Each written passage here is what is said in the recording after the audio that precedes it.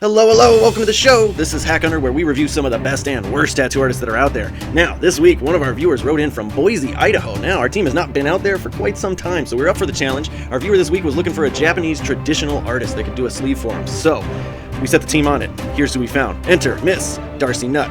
You can find her at Chalice Tattoo Studio there in Boise, Idaho. Definitely go check them out on Instagram. They have a wide variety of very unique artists. I was really impressed by their roster of artists there, so definitely go check out the rest of them. But if you want to check out her work, Darcy Nutt on Instagram, easy to remember. But let me show you the highlights. Bam, look at that. Now, very, very smooth. Obviously, all the fundamentals are here, and you need that in an artist when you're talking about any kind of traditional. Americana, Japanese, it doesn't matter. You need an artist that's got buttery smooth line work, super good saturation, and their blends have to be on point as well. Now, she has all of that. All of her fundamentals are down pat. You can tell by how well this black is saturated, especially. Her black was just impeccable throughout all of her stuff, and when it came to compiling sleeve work like this, she was just second to none. This is the same part of the same sleeve, just a lower, or a different part of the same sleeve, just the lower half, and all of this is custom designed on. She's a freehand artist, definitely. She's really, really good at it, very, very smooth at it, and especially when it comes to larger stuff like this, that's the kind of artist you need. You need somebody who can design it on, because really large stuff like this cannot always be stenciled, especially when you're talking about large back pieces and whatnot. Our stencil paper as tattoo artists is only so big, so when we get really big stuff, large sleeve, large back pieces, we sometimes have to go the freehand route, so you want an artist like this for sure.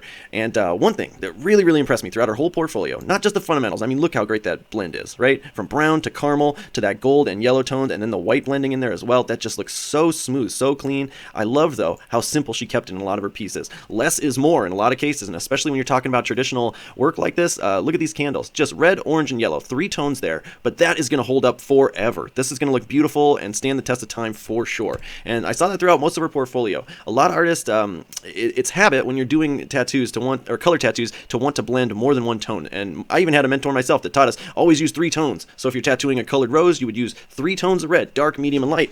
But I think Darcy kind of proves that in her work. You definitely don't need that. And you can see she just uses a dark teal, light teal, dark brown to the yellow there. And all of her work just looks so bold, so vibrant.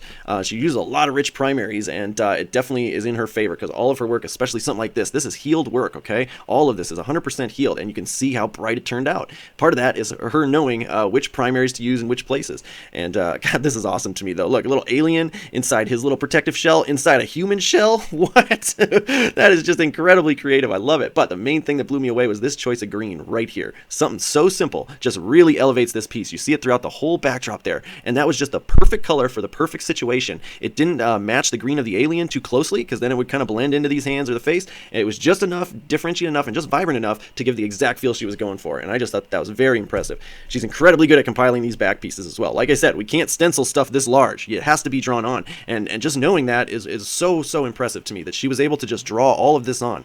And again, I'm going to zoom in on this black, because look how rich that is. That is 100% healed. I don't know how old it is, but that's 100% healed tattoo. That to me looks like it will absolutely hold up for years. Now, before I give up on Darcy here, I got to show you, she's got some other styles that she's really good at as well. Now, she kind of keeps it with her type of tattooing, but she can do different styles. Look at this fine line work up in the hair here. Just beautiful. This is more of a, I would say, a new school type drawing than anything else. And she just knocked it out of the park, especially with these skin toners. Usually when artists get done with skin toner, there's a lot of red and blood showing through. So the fact that she saturated that skin toner so well without beating up the skin, another just really impressive thing to me. And this, my God, after showing you all that stuff, you would not think that this is out of the same artist portfolio. Look at that. Black and gray work, just beautifully, cleanly done. And the stippling effect in there is, again, just second to none. And look how smooth that thin line weight is. So she just does a beautiful job, incredibly versatile. I'd recommend anybody in Boise to definitely go check her out. Now, that's it for this one, guys, but check out part number 2, because we found quite a few artists in Boise that you're going to want to avoid. All right, here we go.